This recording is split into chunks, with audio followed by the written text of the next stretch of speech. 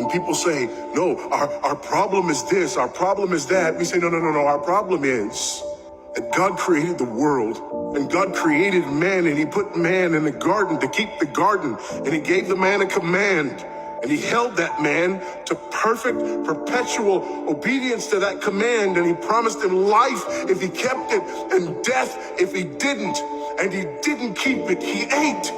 And because he ate, because of that one man, sin entered the world, and death through sin. And everyone born from that man through ordinary generation inherited that man's sin nature.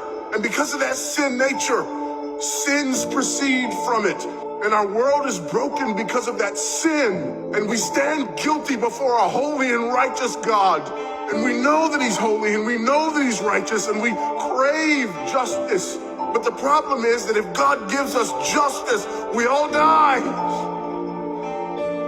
And so that God, in his goodness and in his mercy, sent forth his son, who was not born of ordinary generation, but was born of a virgin. Yes, the virgin birth matters.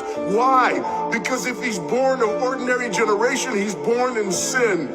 But because he's not born of ordinary generation, he's not born in sin. He's clean of sin. His record is clean. And he keeps his record clean. And he obeys God's law. And because he's fully God and fully man, he obeys the law of God on our behalf in his active obedience. And then in his passive obedience, God made him who knew no sin to be sin for us. All we like sheep had gone astray. Each of us had turned to his own way, but God laid upon him the iniquity of us all.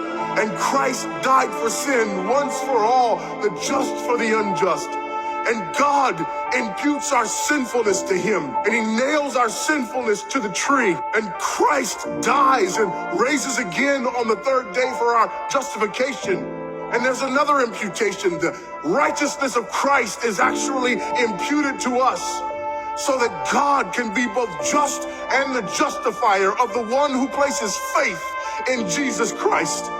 So that all those who come to Christ may enter in. So that all those who place faith in Christ might be saved, but not only saved, but sanctified, because he's the firstborn of many brethren.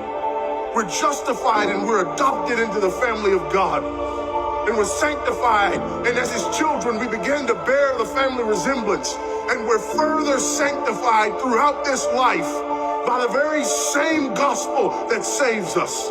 Until one day, when it's all said and done, we're not just saved from the penalty of sin. We're not just saved from the power of sin, but one day we're glorified and saved from the very presence of sin. That's the gospel that we preach. That's the gospel that we need.